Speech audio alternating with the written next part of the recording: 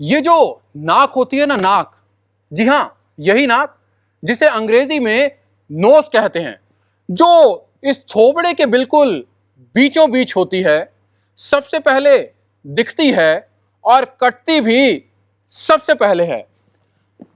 अरे नाक बचावे इज्जत भैया, और नाक कटावे इज्जत दैया।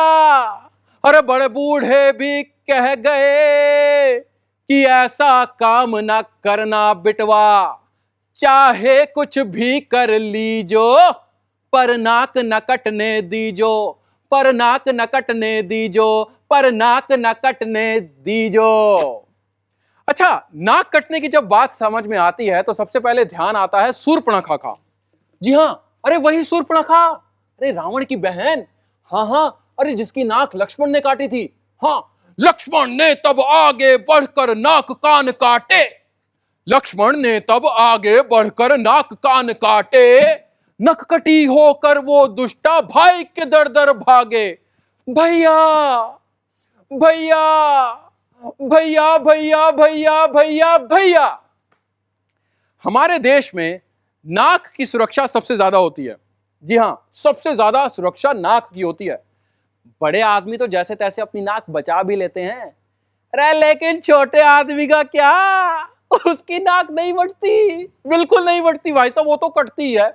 बड़े आदमी तो स्टील की नाक लगवा लेते हैं, यहां पर लगवा लेंगे। हाँ, अरे तस्करी की थी, पूरे शहर में ढिंढोरा पिटा है, पुलिस पकड़कर लिए जा रही है, चल भाई चल चल। लेकिन मजाल है कि उसकी नाक कट जाए, पूरे शहर में बेइज्जती है। नाक नहीं कटेगी, वो अपनी नाक को तिजोरी में रखकर तस्करी करने गया था। पुलिस को खिलाने पिलाने के बाद वापस आएगा, तिजोरी से अपनी नाक निकाल कर वापस लगाएगा और हमारी नाक में दम करेगा। जी हाँ।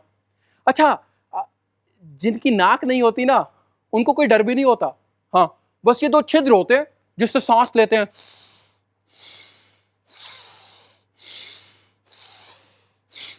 हाँ, कभी कभी योग कर लेते हैं तो फिर एक छिद्र से सांस लेते हैं,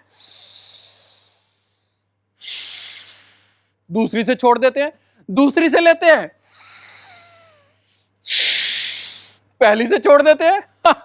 उन्हें कोई डर ही नहीं होता क्योंकि नाक है ही नहीं, सिर्फ दो छिद्र हैं, सांस ले रहे हैं, छोड़ रहे हैं, ले रहे हैं, छोड़ रहे हैं, ले रहे हैं, छोड़ रहे हैं। अच्छा, कुछ लोग शहर भर की नाक होते हैं, शहर भर की नाक का जिम्मा उन कुछ लोगों के कंधों पर होता है। जैसे मान लीजिए मंत्री जी, मंत्री जी को पद से हटा दिया। अब पद से हटाया तो क्या हुआ, ना केवल उनकी, ना केवल उनके रिश्तेदारों की, ना अड़ोसी पड़ोसी की, ना जान पहचान वालों की, बल्कि पूरे शहर की नाक कट जाती है। हाँ, पूरे शहर की नाक कट जाती है।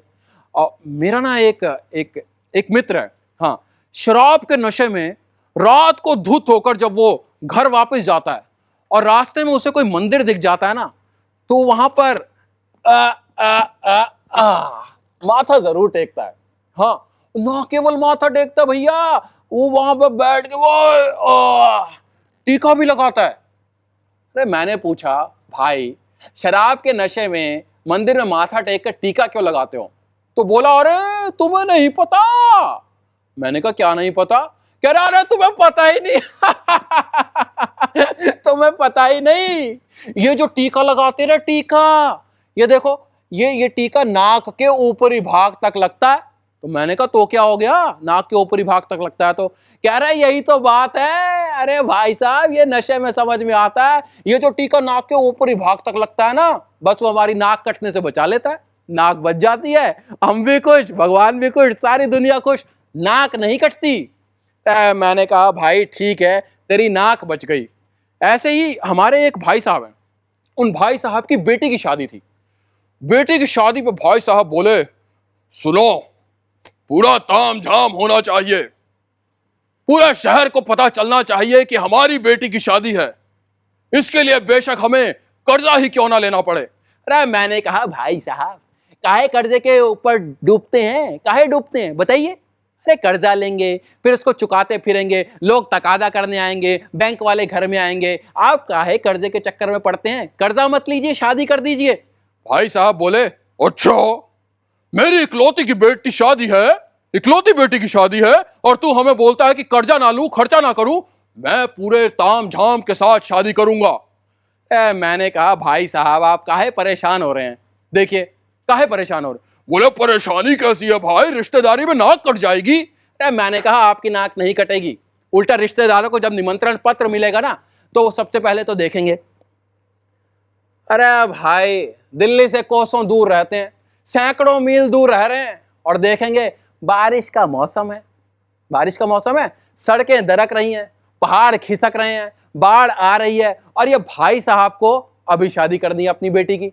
अरे भाई साहब को इससे तो अच्छा होता कोरोना का टाइम पीरियड चल रहा है, चुपचाप जाकर मंदिर में शादी करवा लेते या फिर कोर्ट मैरिज ही करवा लेते। लेकिन भाई साहब नहीं माने तो नहीं माने, भाई साहब तो अड़े रहे। अरे देखो भाई मेरी इकलौती बेटी की शादी है, मैं अपनी नाक कटने से तो जरूर बचाऊंगा। मैंने कहा भाई साहब एक काम करते हैं, देखिए एक काम करते हैं, मैं पुजारी बन जाता हूं, झटपट झटपट 1 घंटे में शादी करा दूंगा, आपकी नाक बच जाएगी। भाई साहब बोले अच्छा तुम्हें शादी पढ़नी आती है? मैंने कहा भाई साहब आजकल संस्कृत को समझता कौन है और फिर पुजारियों की बात को मानता कौन है, सब हूं और हां ही करते रह जाते हैं। मैं तो इतनी बढ़िया तरीके से मंत्र पढ़ूंगा ना कि लोग हैरान रह जाएंगे, सब दंग रह जाएंगे, मुझे सुनेंगे देखेंगे। बोले अच्छा जरा पढ़ के दिखाओ। तो मैंने भी कहा okay. Om jack and jill went up to the hill, और शादी करने के लिए पानी पी। And jack went up to the hill and fell down and broke his crown and jack tumbling down. Om स्वाहा मंगलम सदा स्वाहा। जजमान शादी पूर्ण हुई, लाइए मेरी दक्षिणा दीजिए। दक्षिणा के नाम पर भाई साहब उछले, अरे वाह शादी पूर्ण हो गई, क्या बात है क्या बात है, इसका मतलब मेरी नाक कटने से बच गई। मैंने कहा जी भाई साहब आपकी नाक कटने से बच गई। तो भैया कोरोना का समय चल रहा है, आप भी अपनी नाक कटने से बचाइए। स्कूल खुल रहे हैं, मास्क को यूं नहीं बल्कि यूं नाक के ऊपर लगाइए ताकि नाक कटने से बच जाए। ऐसा कोई काम ना करिए कि हमारी नाक कट जाए, क्योंकि हम छोटे लोग हैं, हमारी नाक बहुत जल्दी कटती है। धन्यवाद।